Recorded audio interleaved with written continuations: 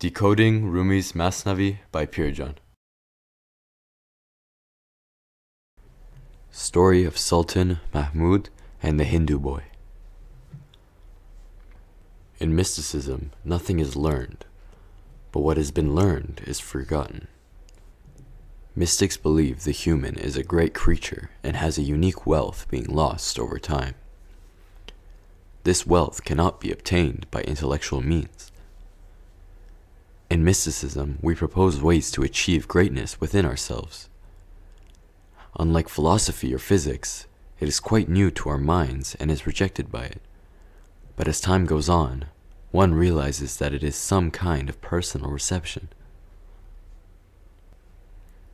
This understanding must be immediate because the endless unknowns cannot be understood with the mind per se.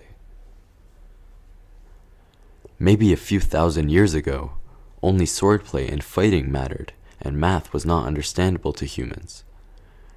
This ability exists in us, but it cannot be grabbed by thought, and it must be personally experienced.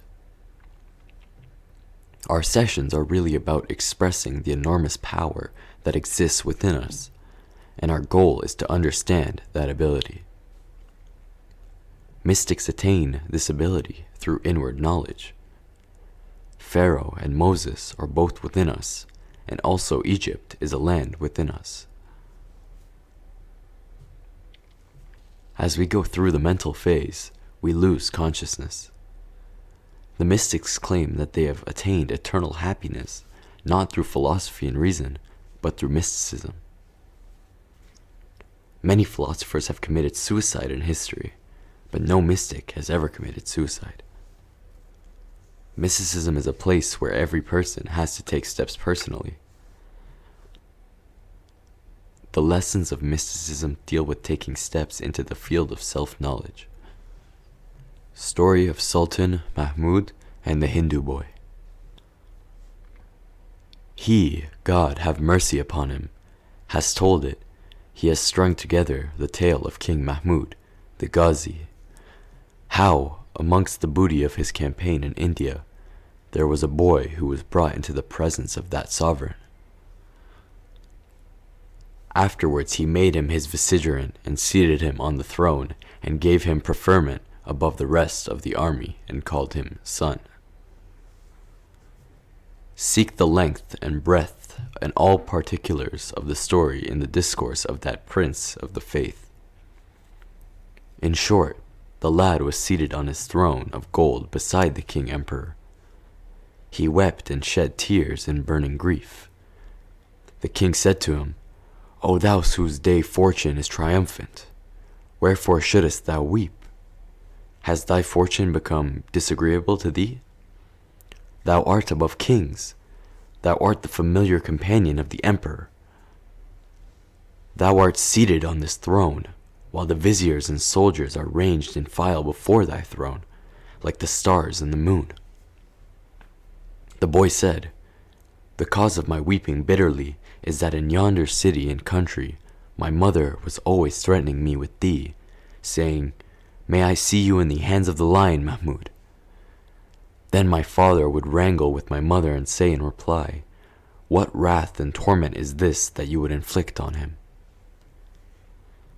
Cannot you find any other curse lighter than this deadly curse?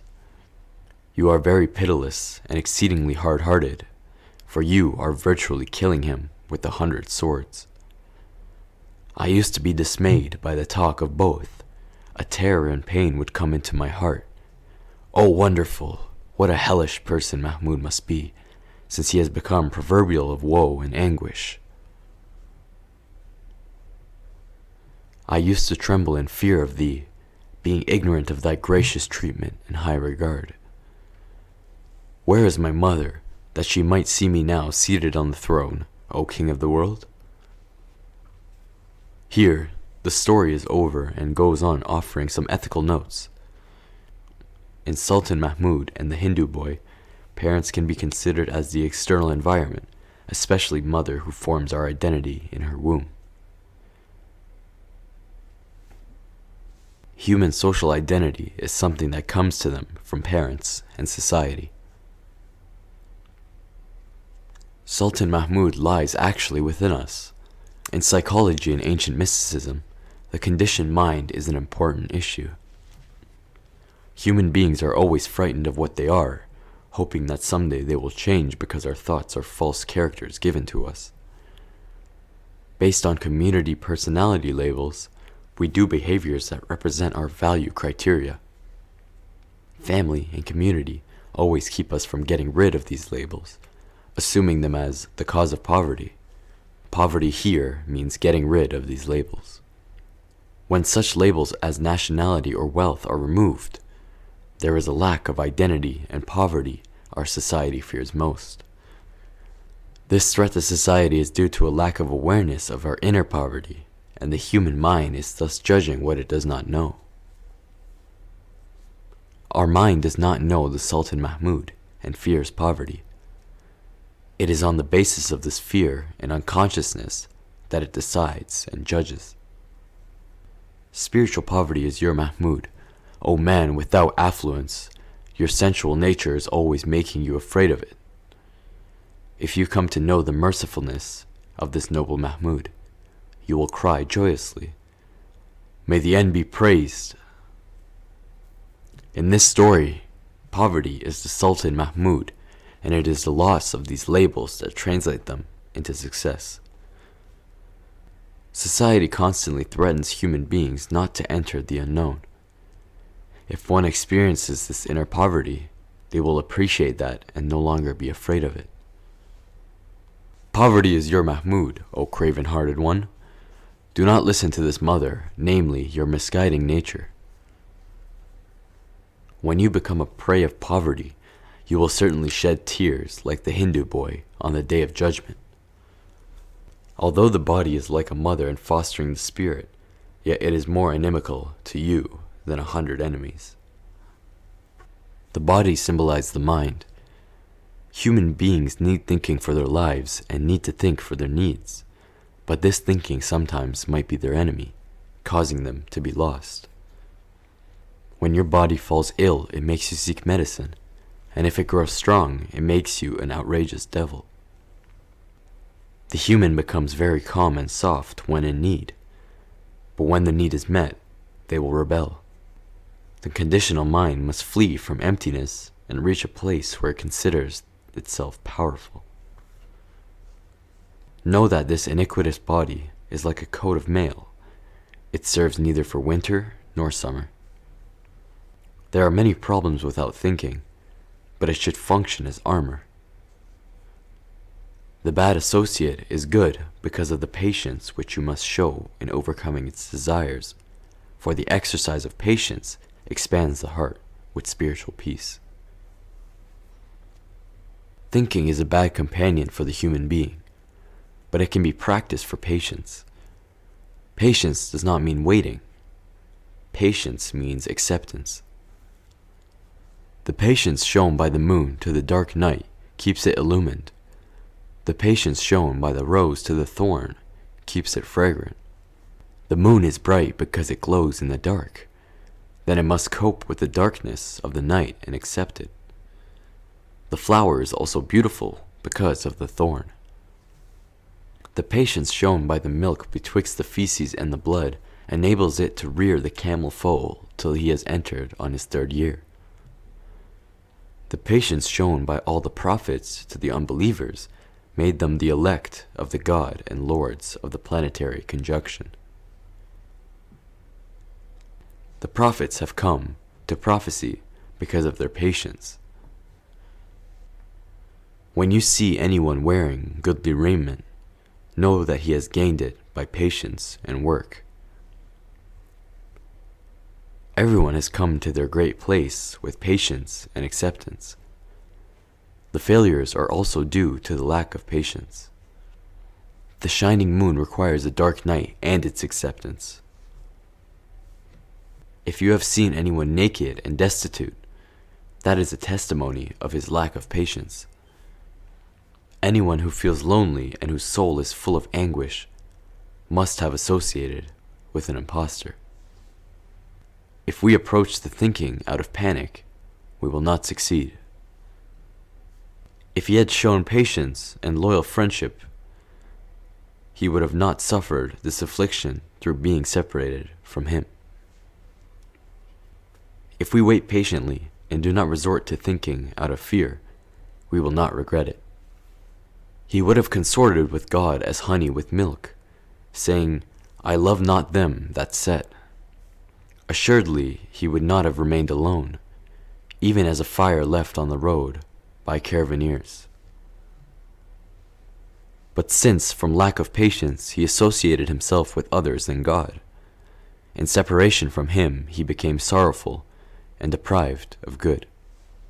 Since your friendship is precious as pure gold, how are you placing it in trust with a traitor? We must seek eternal life, and thinking is not the solution to our problem, and we should not give in the wealth inside to the thinking. An author who has not experienced love cannot be as effective as someone who has understood true love, because the author intends to communicate with their thoughts, not emotions. Sometimes our inner understanding is damaged, and the lover who has experienced love may not understand it for several years, because the thought might have made rational inferences over the years. Our mind is merely a jumble of memories, and it cannot comprehend true love.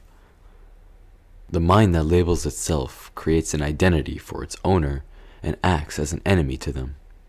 The mind strives to give a personality with nationalistic and ideological prejudices. The mind wants to tag our intuitions in meditation and to interpret it based on its past experiences. The mind is not able to understand the reality of love. One must accompany someone who never betrays. The mind is a traitorous counselor and cannot be our confidant. When we love, we must refuse to give in to the mind. The mind is enclosed in its own terms and constraints and cannot be a comprehensive analysis. It sometimes misleads us and betrays us. The mind pays attention to the mystical subjects because they are new and interesting to it, but it rationalizes them. If we decide not to lie anymore, it is better not to tell the decision to anyone, because after we are forced to lie, our minds judge and make us feel guilty. Thus, the thought is both poison and honey. Consort with him with whom your trusts are safe from loss and violation. Consort with him who created human nature and fostered the natures from the prophets. If you give him a lamb, he will give you back a whole flock of sheep. Verily the Lord is the fosterer of every good quality. Will you entrust the lamb to the wolf? Do not tell the wolf and Joseph to travel in company with each other. If the wolf shows foxiness towards you, beware, do not believe him, for no goodness comes from him. If a churl shows sympathy towards you, in the end he will inflict blows upon you because of his churlishness.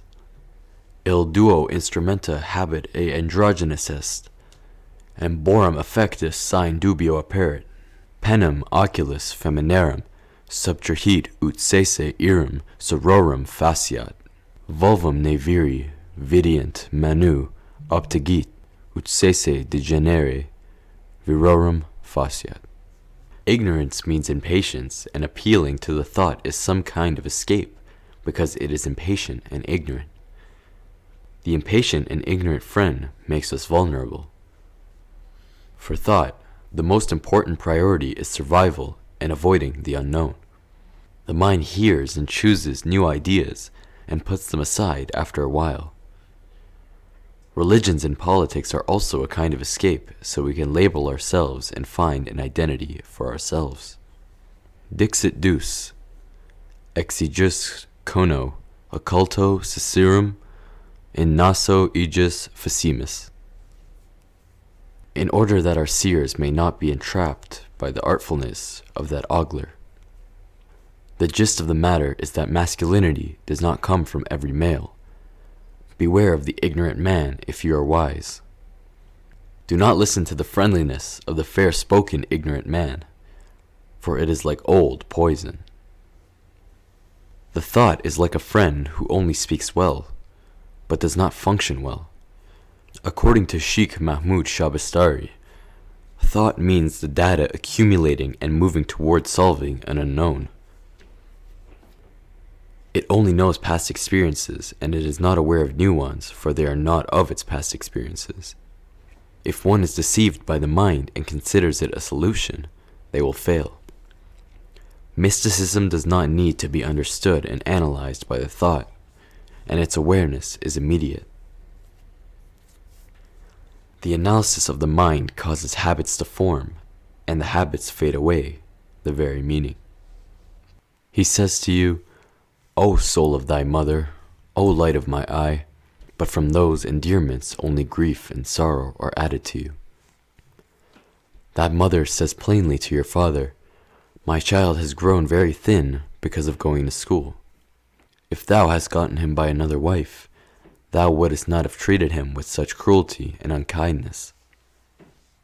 Your father replies, had this child of mine been born of another wife, not of thee, that wife too would have talked this same nonsense. Beware, recoil from this mother, and from her blandishments. Your father's slaps are better than her sweet meat. The mother is the carnal soul, and the father is the noble reason. Its beginning is constraint, but its end is 100 expansions. The mother in this story is the self and thought, and the father symbolizes reason and wisdom. O giver of all understandings, come to my help. None wills aught unless thou will it. Both the desire for good and the good action itself proceed from thee. Who are we? Thou art the first, thou art the last. Do thou speak, and do thou hear, and do thou be. We are wholly not notwithstanding all this hewing. Because of this resignation to thy will, do thou increase our desire for worship of thee. Do not send upon us the sloth and stagnation of necessitarianism. Necessitarianism is the wing and pinion of the perfect. Necessitarianism is also the prison and chains of the slothful. Know that this necessitarianism is like the water of the Nile, water to the true believer and blood to the infidel. Wings carry falcons to the king, wings carry crows to the graveyard. Thinking is like a wing that can lift a mystic, but the same wing can ruin a human. In mysticism, mind awareness of the unknowns is impossible, and today we need an interconnection with the world.